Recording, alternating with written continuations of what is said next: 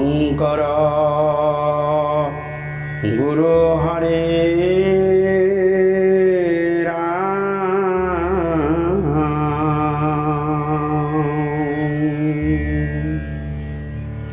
श्री कृष्णाय नमः। कृष्णाय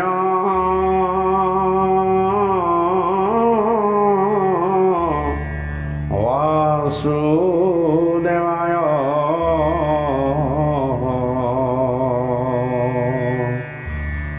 दैवकी नंदनाय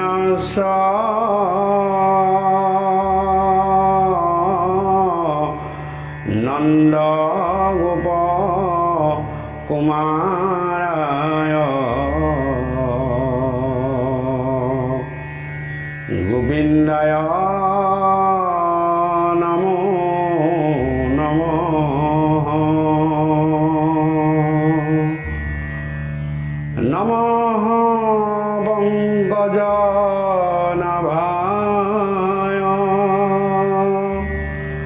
नमः पंकजमालिने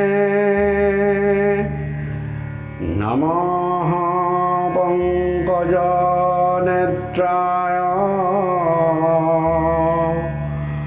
नमस्ते पंकजंघाय।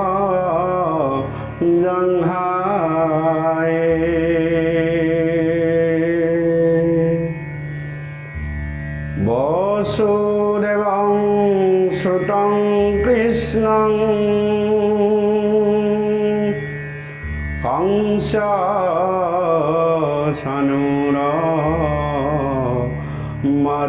कंसचानूरमर्दनं दैवकी हृदयानन्दं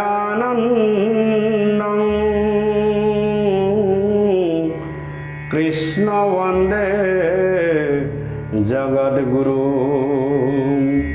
हरे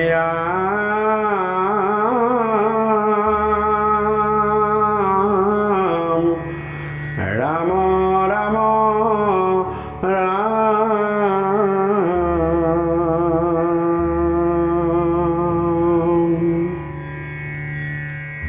मूकं करोति वाचालं पंगुं लंघते गिरिं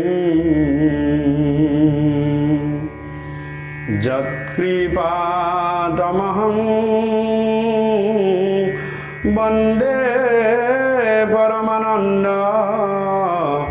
माधवं वन्दे परमानन्द माधवं वन्दे परमानन्द माधवं। ओ हरि शरणे लागू हरण मांगो गोपाल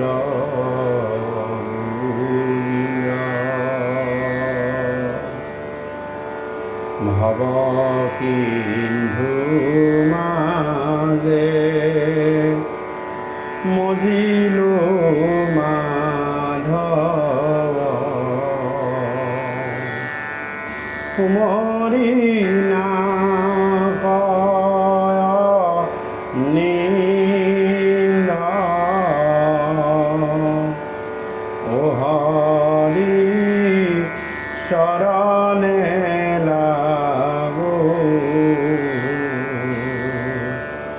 हरण मागो गोपाल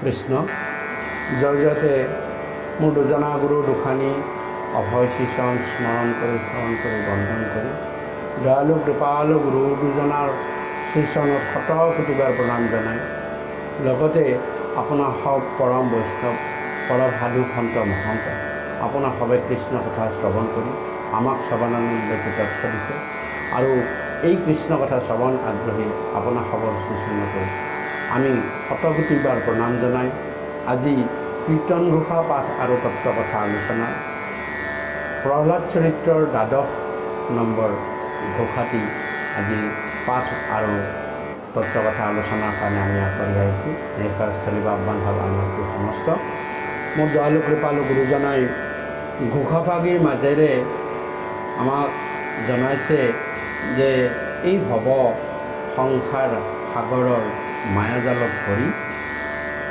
এই মায়াৰ কথাকেই চিন্তা কৰি মায়ামোহতে আমি মত্ত থাকি আমাৰ টোপনি নাইকিয়া হৈছে ভগৱন্তৰ শ্ৰীচৰণত একান্ত মনে নিজকে আত্মসমৰ্পণ কৰিব নোৱাৰাৰ ফলত আমাৰ এইদৰে মায়াৰ সংসাৰত মায়াৰ বান্ধোনত পৰি আমি ছটফটাই ফুৰি আছোঁ এইদৰে মহাপুৰুষ গুৰুজনাই আমাক এই ঘোষাভাগীৰ মাজেৰে জনোৱাৰ লগতে ইয়াকো জনাইছে যে এই মায়ামোহ সংসাৰৰ পৰা আমিনো কেনেদৰে সংসাৰ তৰণ হ'ব পাৰিম তাৰ কথাকে আমাক জনাই গুৰুজনাই প্ৰহ্লাদ চৰিত্ৰৰ ১২ কীৰ্তনভাগী আৰম্ভ কৰিছে আৰু কীৰ্তনভাগীৰ মাজেৰে মোৰ দয়ালু কৃপালু গুৰুজনাই জনাইছে যে প্ৰহ্লাদে পিতৃ হিৰণ্যকশিপুৰ আগত পিতৃৰ সেই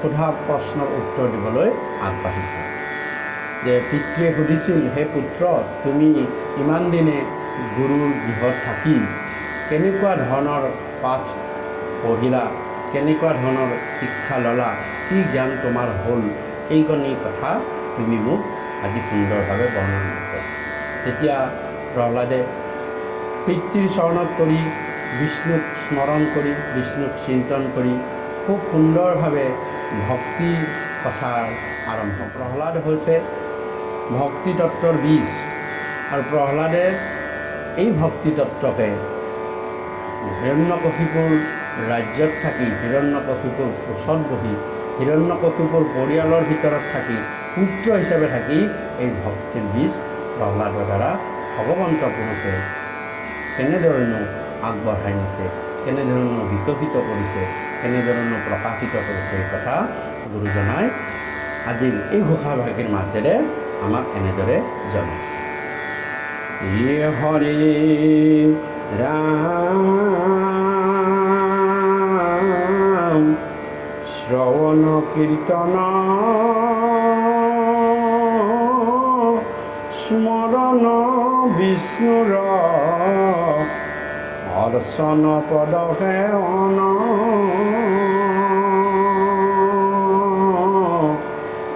দাস্য সহিত বন্দন বিষ্ণুৰ কৰিব দে হয় অৰ্পণ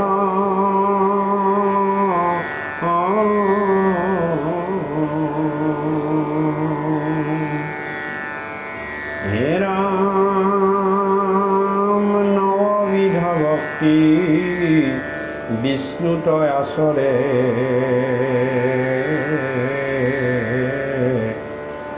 সেহিকে পাথয় উত্তম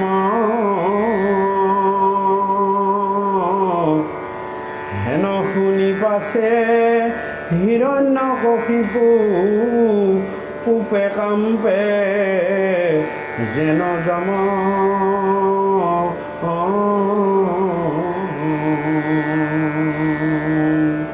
পিতৃ হিৰণ্যকশিপুৰ প্ৰশ্নৰ উত্তৰ ভক্ত প্ৰহ্লাদে কান্দোনেৰে এনেদৰে দিছে হে পিতৃ তুমি যি পাঠৰ কথা সুধিছা যি পাঠ মই গুৰুৰ গৃহত থাকি অধ্যয়ন কৰা কথা সুধিছা মই এনেকুৱাহে পাঠ গুৰুৰ গৃহত গ্ৰহণ কৰিলোঁ যে ৯বিধ ভক্তি আচৰণ পক্ষৰ মাজেৰে ভগৱন্ত বিষ্ণুক ভক্তি কৰিব লাগে এই ৯বিধ ভক্তি হৈছে এই নৱবিধা ভক্তি হৈছে এয়া শ্ৰৱণ কীৰ্তন স্মৰণ, বিষ্ণু অৰ্চন আৰু পদসেৱন, দাস্য, সকীৰ্ত, বন্দন আৰু বিষ্ণুত দেহ অৰ্পণ।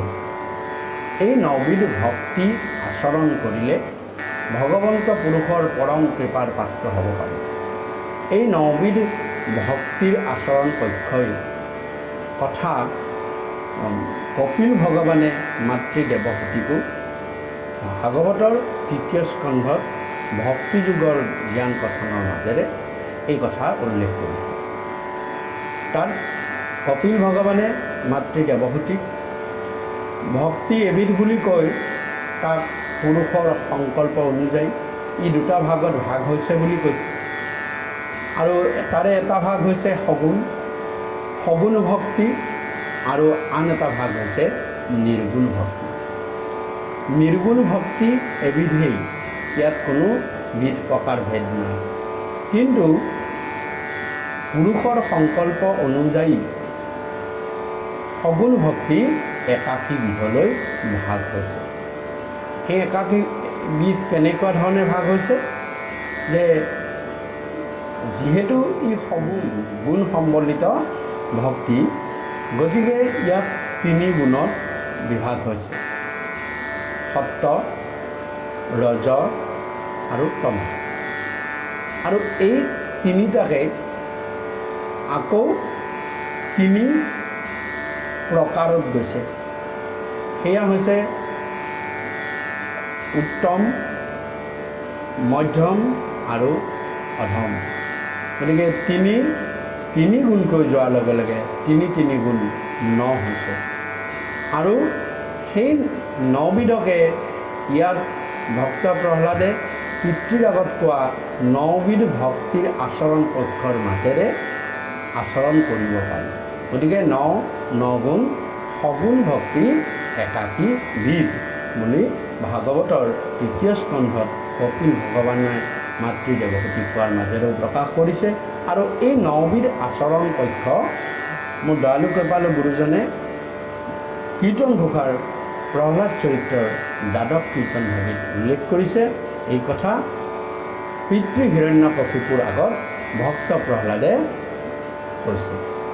আৰু ভক্ত প্ৰহ্লাদৰ মুখত এনেকুৱা ধৰণৰ কথা শুনি, এনেকুৱা ধৰণৰ বাণী শুনি পিতৃ হিৰণ্যকশিপুৰ খঙত একেবাৰে জ্বলি উঠিল। আৰু জ্বলি উঠি তেওঁ পুত্ৰক একো কৰিব নোৱাৰি তেওঁ কোনে শিক্ষকক গুৰুক ধৰিলে। কি বুলি ক'লে গুৰুক? হে হৰে ৰাম,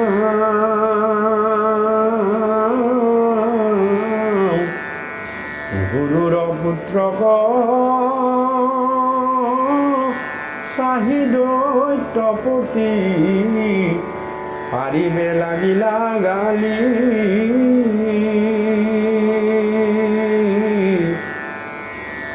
হে ৰাম শুনৰে অধম, মুহুৰ শিশুক এহিকে পা শিকালি।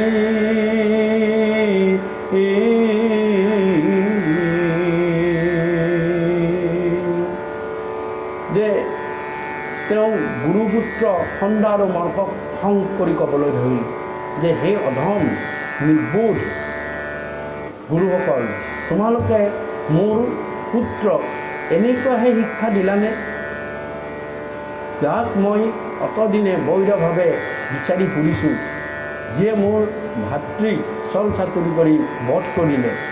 সেই বিষ্ণুৰ পক্ষৰ থাকি বিষ্ণুৰ গুণ, বিষ্ণুৰ ভক্তি, বিষ্ণুৰ সেৱা কৰাৰ কথা তোমালোকে ইয়াত এইবিলাকেহে তোমালোকৰ কুলত, তোমালোকৰ আশ্ৰমত গৈ এইবিলাকেহে শিক্ষা দিলা নেকি?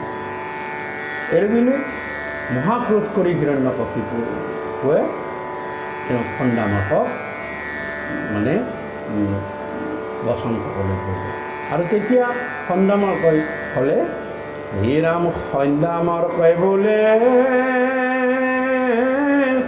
আমি নিশিকাওঁ, সিটো নপঢ়াওঁ আমি।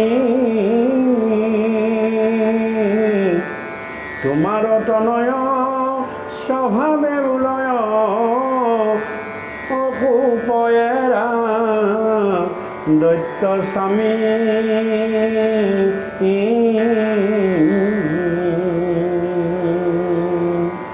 হে মহাৰাজ, হে দত্তৰাজ, তোমাৰ পুত্ৰক আমি এই কথা কেতিয়াও শিকোৱা নাই। এই কথা আমাৰ নিয়ম শাস্ত্ৰ নীতিটো নাই। তেনেস্থলত তোমাৰ পুত্ৰক এই কথা শিকাই আমি নিজৰ মৰণ নিজে চাপাই আনিবলৈ কেতিয়াও নিবিচাৰোঁ। তোমাৰ পুত্ৰই স্বভাৱে নিজৰ ভাৱ ভক্তি নিজৰ চিন্তাৰ মাজেৰে এই কথা তোমাক কৈছে। এই ক্ষেত্ৰত তুমি আনক দোষ দি লাভ নাই। এই যি কাম কৰিছে তেওঁ নিজৰ ভাৱৰ পৰা নিজৰ মনত যি উৎপত্তি হৈছে সেই কথা তেওঁ ক'বলৈ ধৰিছে। এনেদৰে সন্দামৰকৈ যেতিয়া হিৰণ্যকশিপুক ক'লে আৰু হিৰণ্যকশিপুৱে মানি লৈ পুনৰ প্ৰহ্লাদক কিছু কথা সুধিবলৈ ইচ্ছা কৰি সুধিলে। হে ৰাম শুনিয়া হিৰণ্য কশিপু দুনাই সোধয় কথা পুত্ৰত গুৰু নিশিকাইলে হেন বিমংগল মানিবোল কেন মত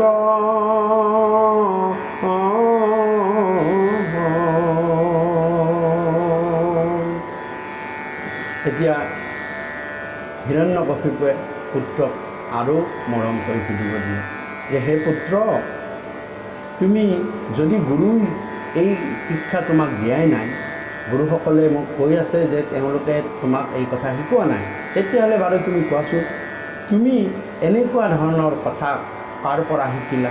এনেকুৱা ধৰণৰ অমংগল বাণীবিলাক তুমি কিয় বুলিব লাগিছা?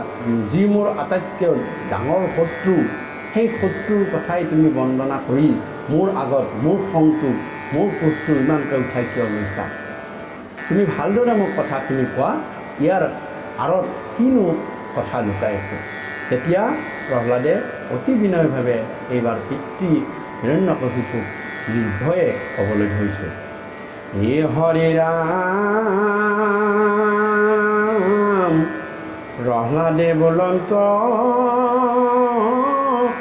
শুনিও কথাত বিষয়ৰ নাহি গতি গুৰু উপদেশে আপোনাতো হন্তে নোপোজে কৃষ্ণতমতি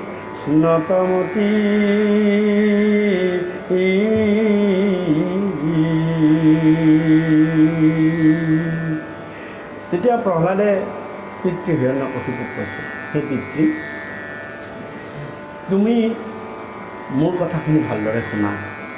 ইয়াত বিষয়ী, যিজন বিষয়ী নিজে বিষয়ী হৈ আন এজনক এই বৈষয়িক কথাবিলাকৰ মাজেৰে বৈষয়িক আদৰ্শৰ মাজেৰে এই কৃষ্ণ কথা যদি দিবলৈ যায়, অৰ্থাৎ তেওঁ যদি গুৰু বোলাবলৈ যায়, তেতিয়া অন্ধক অন্ধ উপদেশ দিয়া, অন্ধই অন্ধক উপদেশ দিয়া নিচিনা হয়।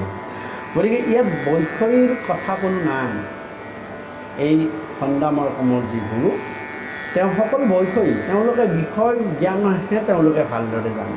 তেওঁলোকে যি আমাৰ দৈত্যৰ যি বামনৰ শাস্ত্ৰ নীতি তাতহে তেওঁলোক পাৰ্গত, কিন্তু তেওঁলোকে পৰম যি ঈশ্বৰ পুৰুষৰ জ্ঞান তত্ত্ব সেই কথা তেওঁলোকে কেতিয়াও নেজানে।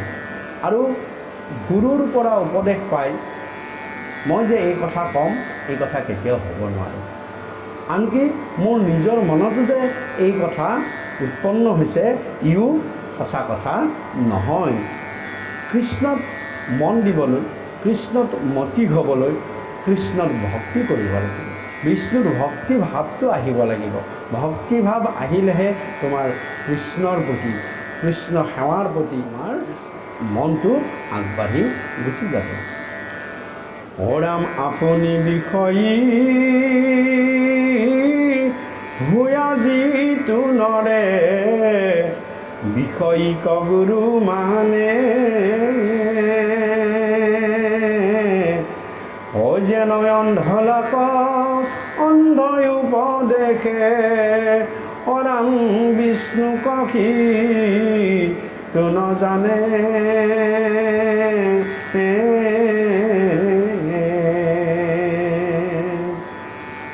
অৰাম বৈষ্ণৱক যেবে নকৰে উপাসা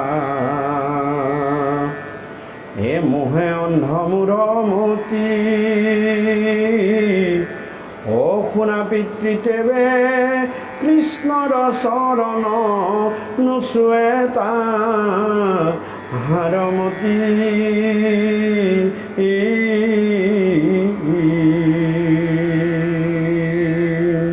হে পিতৃ নিজে বিষয়ী হৈ আন এজনৰ বিষয়ীক গুৰু মানি লৈ তেওঁ গুৰুৰ যদি উপদেশসমূহ গ্ৰহণ কৰে সেইটো হৈছে অন্ধ এজনক পথ দেখুৱাই দিয়াৰ নিচিনা। নিজে অন্ধ তেওঁ পথ দেখি পোৱা নাই, কিন্তু আন এজন অন্ধক তেওঁ হাতত ধৰি টানি আনিছে, আনি তেওঁ পথটো দেখুৱাবলৈ বিচাৰিছে। আমি কিছু আগৰ খণ্ডটোতে এটা কথা আলোচনা কৰিছিলোঁ যে সেয়া হৈছে গৃহটো অন্ধকূপ সৰি, এই কথাটো আলোচনা কৰিছিলোঁ।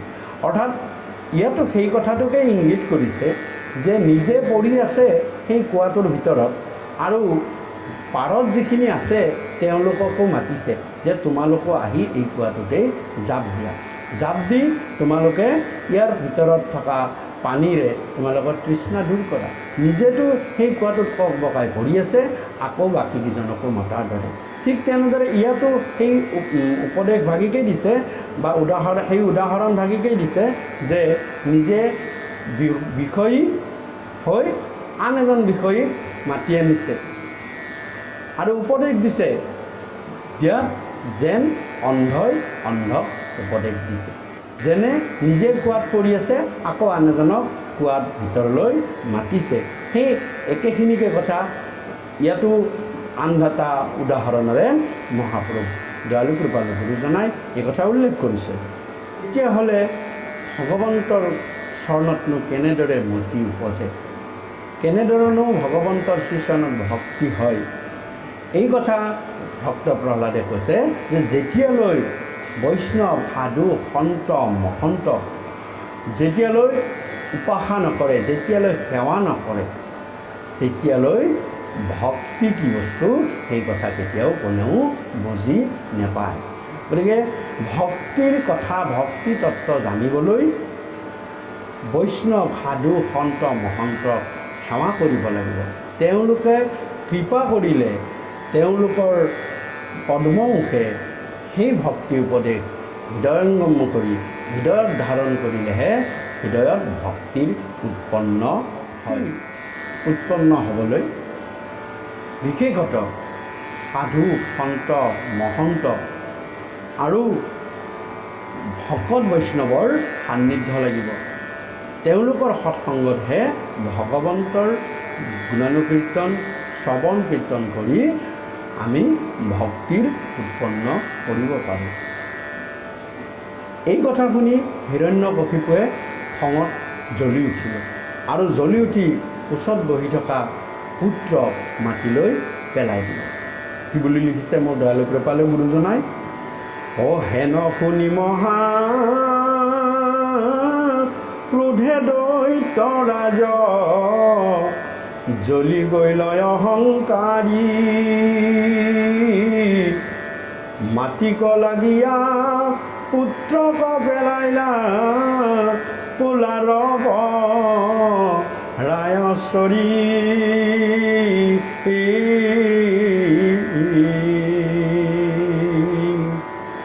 অৰাম ৰাক্ষস গণক ক্ৰোধে আদেশয় হেৰামাৰ পাপিষ্ঠক বেৰি অ ভাতৃবৈৰী বিষ্ণু তাকে সেৱয় আমাত হৃদয়েৰি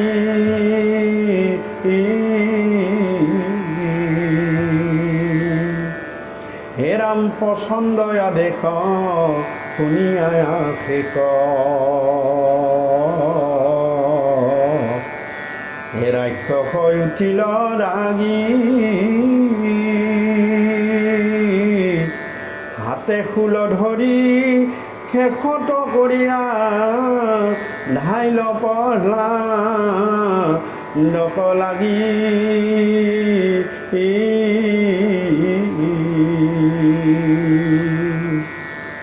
হৰাম কাট মাৰ বুলি বেৰিয়া সন্ধানে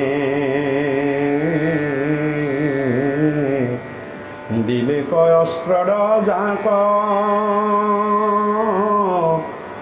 বিষ্ণুক সুমৰি প্ৰহ্লাদ কুমাৰে কটাক্ষ ন কৰে তাক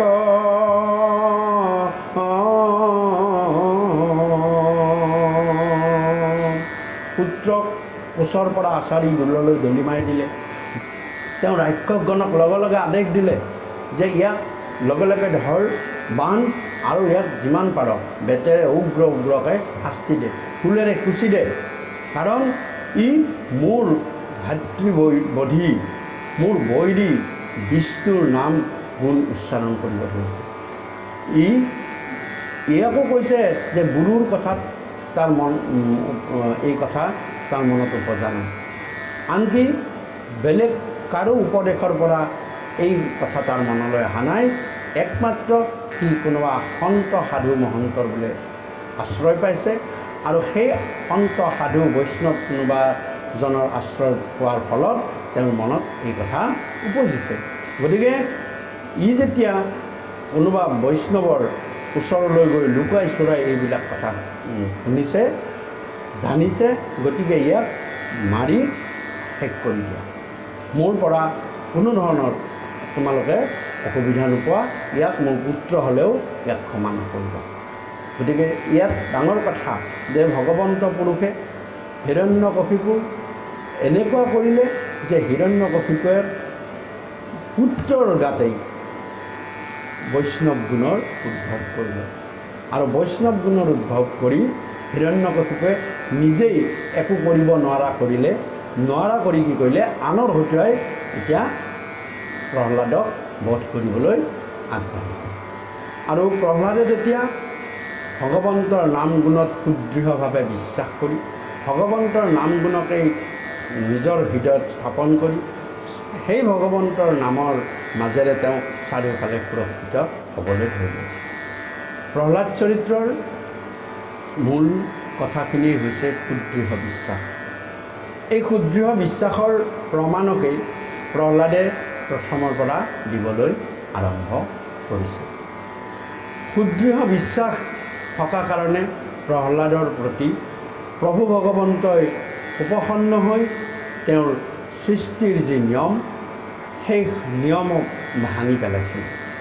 অৰ্থাৎ তেওঁ জড়ৰ পৰা ভগৱান সৃষ্টি হৈছিলে। এয়া সৃষ্টিৰ নিয়মৰ বাহিৰত জড়ৰ পৰা কোনো ভগৱানে কেতিয়াও জন্ম অৱতাৰ লোৱা নাছিল।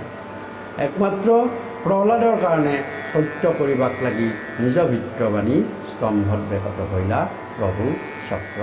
গতিকে সুদৃঢ় বিশ্বাস, এই সুদৃঢ় বিশ্বাসৰ কথাই প্ৰহ্লাদ চৰিত্ৰৰ মাজেৰে প্ৰকাশ কৰিছে। ভক্ত প্ৰহ্লাদৰ জন্মৰ মাজেৰে ভগৱন্তৰ শ্ৰীচৰণত সুদৃঢ় বিশ্বাসৰ কথা আৰম্ভ কৰিছে।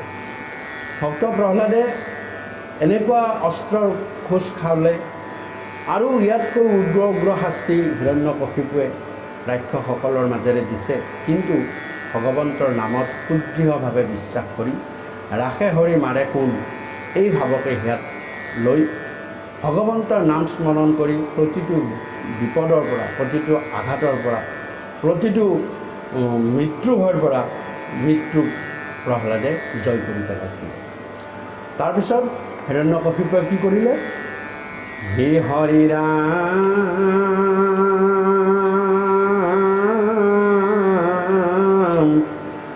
হে ভূতা ভূয়া কুল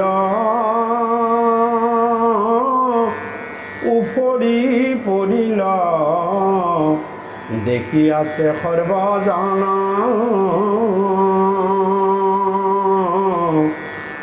অহেনয় অদ্ভুত দেখি দৈত্যপতি পৰম সংগীত মন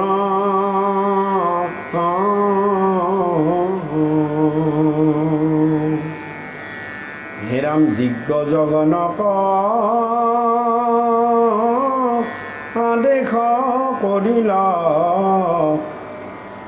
দিগ্গজু ভিৰিল দান্তে জলত বুঢ়ায়া উপৰে পৰ্বত পেলায়া ক তুহু জানতে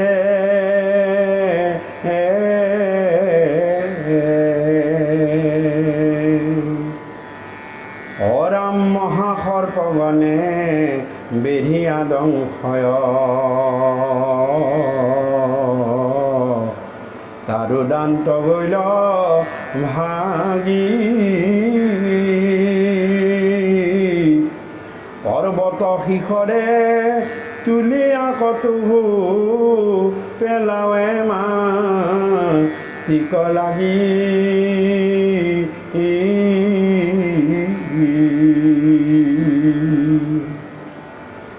অৰাম গাত খান্দি কতো পুতে প্ৰহ্লাদক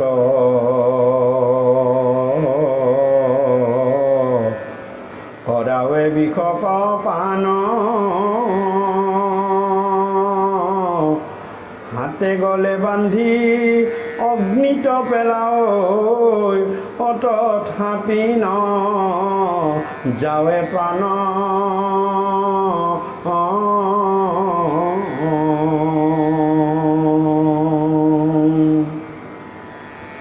হে ৰাম বিষ্ণুৰ চৰণ চিন্তিয়া প্ৰহ্লাদে আশ্ৰয় নিৰ্ভয় ভাৱে দেখি দৈত্যপতি মনত চিন্তয় শ্ৰুতি নাহি তাৰ গাৱে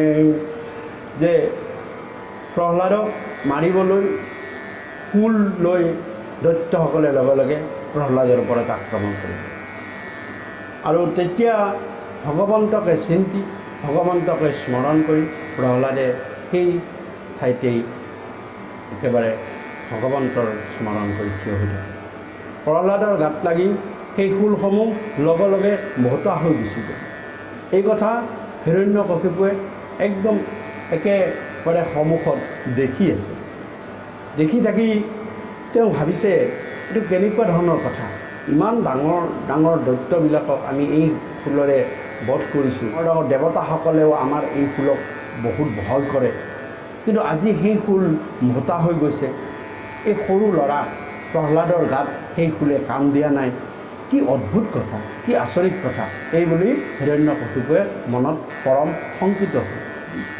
প্ৰহ্লাদৰ কিবা এটা বেলেগ শক্তি থাকিব পাৰে বুলি তেওঁ দিগ্গজসকলক হাতীৰ ডাঙৰ ডাঙৰ হাতীবিলাকক যিবিলাক ৰখীয়া আছে সেই দিগ্গজ হাতীবিলাকক আদেশ কৰিলোঁ যে যোৱা হাতেৰে খুচি সেই প্ৰহ্লাদক লগে লগে সেই তাক হত্যা কৰা তেতিয়া দিগ্গজ সকলো আহিল আৰু প্ৰহ্লাদক খুচিবলৈ ধৰিলে কিন্তু তেওঁলোকৰ দাঁতবিলাক ভাগি হৈ গ'ল আনকি তাৰপিছত বোলে নহয় ইয়াতো যদি মৰা নাই এটা কাম কৰা যাওক যে ইয়াৰ ডিঙিত শিল বান্ধি দিয়া যাওক আৰু শিল বান্ধি দি ইয়াক পানীত পেলাই দিয়া যাওক পানীত পেলালে নিশ্চয় ই শিলৰ সৈতে পানীৰ তলত যাব আৰু পানীৰ তলত সি কক বকাই থাকি মৰি থাকিব এইবুলি আদেশ কৰিলে আৰু আদেশ মতে কাম লগে লগে প্ৰহ্লাদক ডিঙিত শিল বান্ধি বস্তাত বান্ধি শিলৰ সৈতে পানীত পেলাই দিয়া হয় কিন্তু আচৰিত কথা ভগৱন্তৰ নাম গুণ স্মৰণ কৰি থকা প্ৰহ্লাদে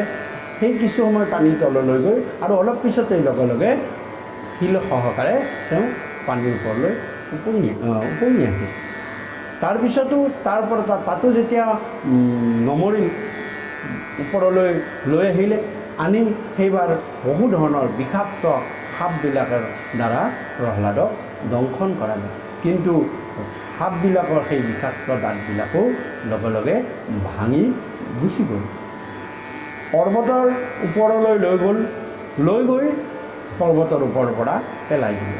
কিন্তু ভগৱানৰ নাম গুণ স্মৰণ কৰি থাকি প্ৰহ্লাদে কোনো ধৰণৰ ভাৱ চিন্তা নকৰি যে এইটোকে কৈলে যে হে প্ৰভু, মই তোমাৰ শ্ৰীচৰণত শৰণাপন্ন হৈ তোমাক স্মৰণ কৰি আছোঁ, বাকী মই তোমাৰ শ্ৰীচৰণত মোৰ দেহ মন প্ৰাণ কায় মন বাক্যে সমস্তখিনি অৰ্পণ কৰিছোঁ। মোৰ এইটো শৰীৰ নহয়, তোমাৰ শৰীৰ, তুমি তোমাৰ কৃপাত এই শৰীৰ লাভ কৰিছোঁ। গতিকে এই শৰীৰত তুমি কিমান আঘাত দিয়া, কেনেকৈ মাৰা মই নাজানো, তুমিহে জানা। এইদৰে ভগৱন্তৰ শ্ৰীচৰণত আপুনি বিক্ৰয় যোৱাৰ ফলত আৰু সুদৃঢ়ভাৱে ভগৱন্তৰ নামক বিশ্বাস কৰাৰ ফলত প্ৰহ্লাদে কোনো ধৰণৰ আমনি নাপায়, কোনো ধৰণৰ অসুবিধা নাপায়, সকলো বিপদ এটা এটাকৈ তেওঁ জয় কৰি আহিবলৈ ধৰিলে।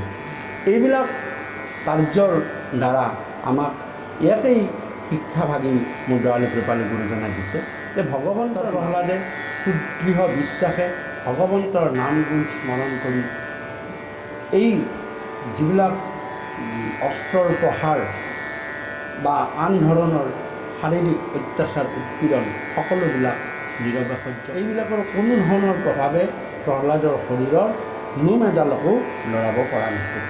এই কথা মোৰ দয়ালু কৃপালু গুৰু মহাপুৰুষ মাধৱদেৱেও ঘোষাত বৰ সুন্দৰভাৱে বৰ্ণনা কৰিছে।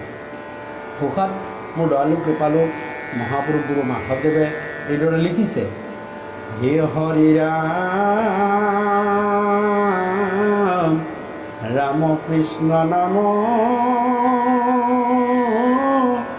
অভেদ্য কবচ সদায় যিটো পিন্ধয় তিনি গুণ বৃত্তি অস্ত্ৰৰ প্ৰহাৰে তাকয়াৰ নিবিন্ধয়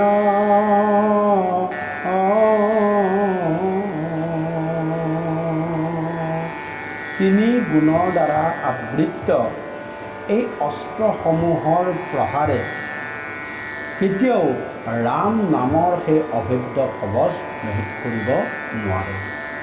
মোৰ দয়ালু কৃপালু গুৰু মাধৱ মহাপুৰুষে ইমান সহজভাৱে এই কথা ইয়াত উল্লেখ কৰিলে যে এই যিবিলাক প্ৰহ্লাদক পিতৃ হিৰণ্যকশিপুৱে কাণৰ হতুৱাই অস্ত্ৰৰ দ্বাৰা প্ৰহাৰ কৰাইছিল, এইবিলাক সকলোবিলাকেই তিনিটা গুণৰ দ্বাৰা আবৃত্ত। এই গুণময়ী ভাৱৰ থাকিহে এইবিলাক কাৰ্য কৰিব পাৰে। কিন্তু যিজনে নিৰ্গুণ কৃষ্ণৰ নাম গুণক সহায় সাৰথি কৰিলে, যিজনে নিৰ্গুণ কৃষ্ণৰ নাম গুণত একান্তভাৱে বিশ্বাস কৰিলে, তেওঁ এই গুণময়ী যি অস্ত্ৰৰ প্ৰহাৰ, সেই প্ৰহাৰে একো কৰিব নোৱাৰে। এই কথা একেবাৰে সত্য কথা। আৰু এই কথাৰ প্ৰমাণ উদ্ধৃতি দিয়েই পিছৰ ঘোষাজোকাত মোৰ দয়ালু কৃপালু গুৰু মাধৱদেৱ মহাপুৰুষে লিখিছে, হে ৰাম হিৰণ্যকশিপু প্ৰহ্লাদ পুত্ৰক নানান দুৰ্গতি দিল, হৰিনাম মহা কবচ প্ৰভাৱে কানলোম নলৰিল,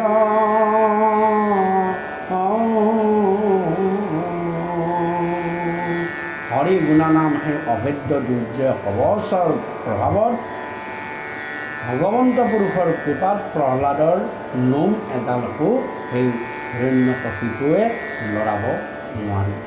গতিকে এই হৰিনাম গুণৰ যি অভেদ্য কবচ, এই কবচ পিন্ধি লোৱা, তেতিয়া নিৰ্ভয়ে তুমি থাকা, কোনো ধৰণৰ গুণময় বৃত্তিৰ অস্ত্ৰৰ প্ৰহাৰে তোমাক নিভিব নোৱাৰে। আৰু ভগৱন্তই তেওঁক ৰক্ষা কৰিবলৈ নিজে দায়িত্ব ল'লে। ভগৱন্তই যেতিয়া ৰক্ষা কৰাৰ দায়িত্ব লৈ লয়, তেতিয়া কোনো ধৰণৰ মৃত্যুলৈ ভয় নাথাকে। আৰু ভগৱন্তৰ শ্ৰীচৰণত যেতিয়া সুদৃঢ় বিশ্বাস হয়, তেতিয়া অভয় ব্ৰহ্মই আহি ইয়াত থিতাপি লৈ সমস্তখিনি বিপদ আপদ দূৰতে দূৰ কৰি পেলায়। আৰু তাৰপিছতে ঘোষাজোকাত লিখিছে, হে ৰাম একান্ত শৰণে যিটো নাম লৱে, সুৰে হৰিতাংক ৰাখি, ইহাত যদ্যপি সঞ্জাত নোযোৱা, লোৱা প্ৰহ্লাদত সাক্ষী।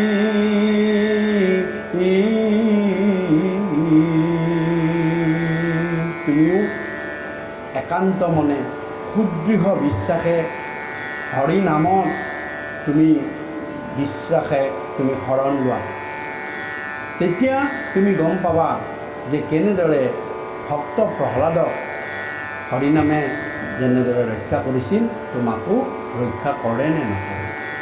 গতিকে এই কথাৰ যদি তুমি প্ৰমাণ লাগে যে যিজনে একান্তভাৱে হৰিকথা শ্ৰৱণ কীৰ্তন কৰে, হৰিকথাক সাৰথি কৰে, সুদৃঢ়ভাৱে বিশ্বাস কৰে, তেওঁ ভগৱন্তৰ নাম গুণে কেনেদৰে সকলো সময়তে সুৰক্ষিতভাৱে থাকে তাৰ প্ৰমাণ হৈছে প্ৰহ্লাদ।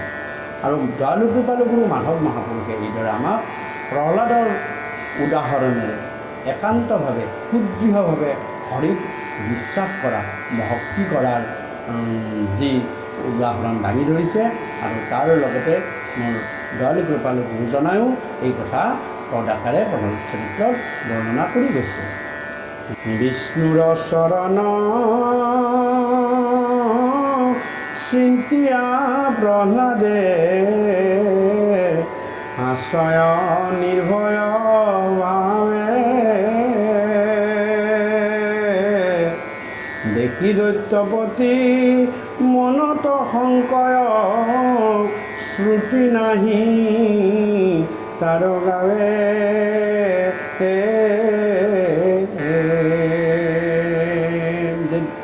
বিষ্ণুক স্মৰণ কৰি, বিষ্ণুক চিন্তা কৰিয়ে, ভগৱন্ত পুৰুষৰ নাম গুণানুকীৰ্তন কৰিয়ে প্ৰহ্লাদে ইমান অত্যাচাৰ উৎপীড়নৰ মাজতো একান্তভাৱে বিষ্ণুক চিন্তা কৰি থকা দেখি হিৰণ্যকশিপুৰ ইমান কঠোৰ নিৰ্দয় হৃদয় এই ভয়ত কম্পমান হ'বলৈ ধৰিলে।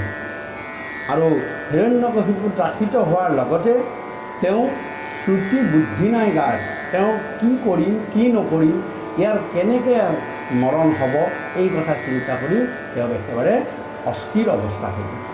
গতিকে ভগৱন্ত পুৰুষৰ নাম গুণৰ প্ৰভাৱত ভকত সাধু সন্ত মহন্তসকলে যিদৰে সুখেৰে সন্তোষেৰে শান্তিৰে তেওঁলোকৰ জীৱনবিলাক অতিবাহিত কৰে, এই কথা যিবিলাকে হৰিত বিমুখসকলে আৰু হৰিৰ প্ৰতি ভক্তিহীনসকলে, হৰিৰ বিদ্বেষ কৰা সকলে তাকে দেখি আচৰিত হৈ পৰে যে মোৰ ইমানখিনি থকাৰ পাছতো মোৰ অশান্তি, মোৰ ইমানখিনি থকাৰ পাছতো মোৰ সদায় ভয় লাগি থাকে, মোৰ ইমানখিনি থকাৰ পাছতো মই সেইখিনিলৈ সদায় চিন্তিত হৈ থাকোঁ। কিন্তু এওঁলোকে ইমান নিশ্চিন্তে নিৰ্ভয়ে আৰু শান্তিৰে কেনেদৰে জীৱনবিলাক সুখেৰে পাৰ কৰিব পাৰে, এই কথা চিন্তা কৰি কৰিয়েই তেওঁলোকৰ একেবাৰে টোপনি নাইকিয়া হৈ যায়, তেওঁলোকৰ অস্থিৰ অৱস্থা হৈ যায়।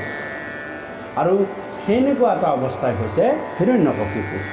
হে হৰি ৰাম,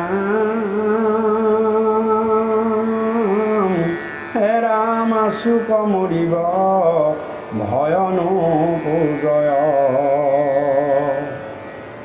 নেৰয় আমাৰ পাখ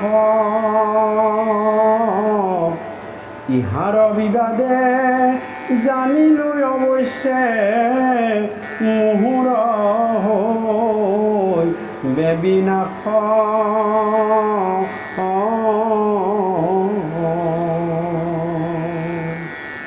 হৰাং দুৰন্ত চিন্তায়ে শ্ৰীহানি ঘৈল,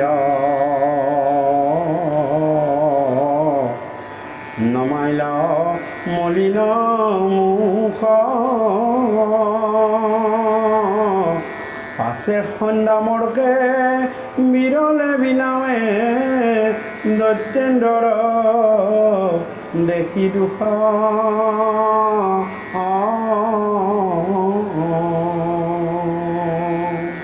হিৰণ্যকশিপুৱে ভাবিছে যে ইয়াকতো কোনো ফালৰ পৰা মাৰিব পৰা নগ'ল, ই নিজেতো নমৰে, এতিয়া দেখিছোঁ এতিয়া ইহে মোক বিষ্ণুৰ হাতত মৰাব।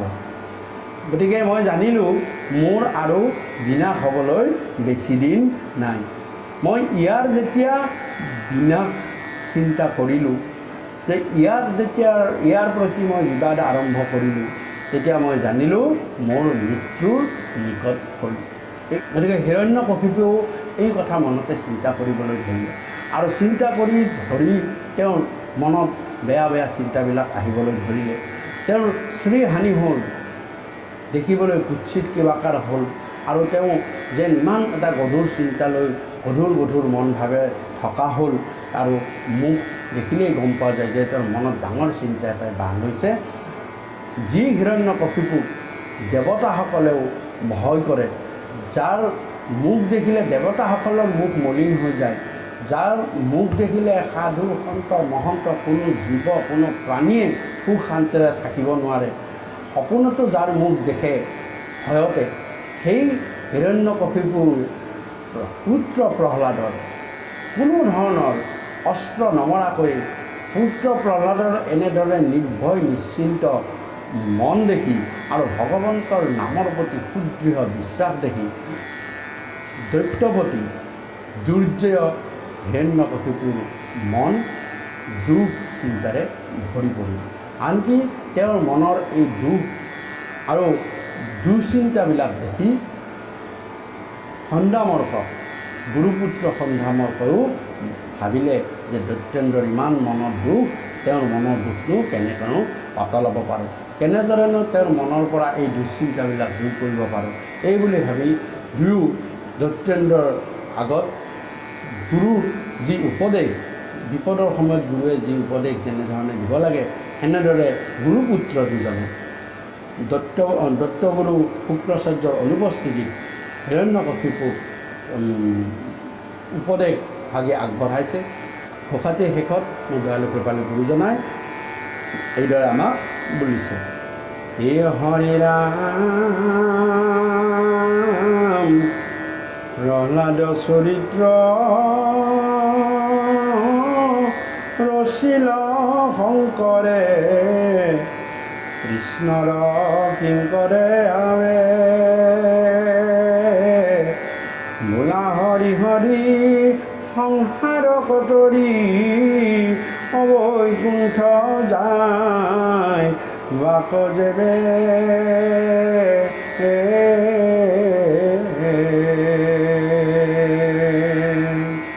কৃষ্ণৰ কিংকৰ দাসৰো দাস শংকৰে এই ঘোষাপাৰি ৰচনা কৰিছে, আৰু সমাজৰ আটায়ে কৃষ্ণ নাম হৰিৰাম উচ্চাৰণ কৰি ৰাম নাম লৈ বৈকুণ্ঠ যাবৰ কাৰণে সাজু হোৱা, এনেদৰে মোৰ দয়ালু কৃপালু গুৰুজনাই আমাৰ প্ৰতি উপদেশ আগবঢ়াই এই প্ৰহ্লাদ চৰিত্ৰৰ ১২ নম্বৰ কীৰ্তন ভাগি ইমানতে সমাপন কৰিছে। সেয়ে সৰস্বতী বান্ধৱ আই মাতৃ সমস্ত, ইয়াৰ লগে লগে আমাৰ কীৰ্তন ঘোষা পাঠ আৰু তত্ত্ব কথা আলোচনাৰ ২৮ নম্বৰ অংশটি ইমানতে সমাপন হৈছে।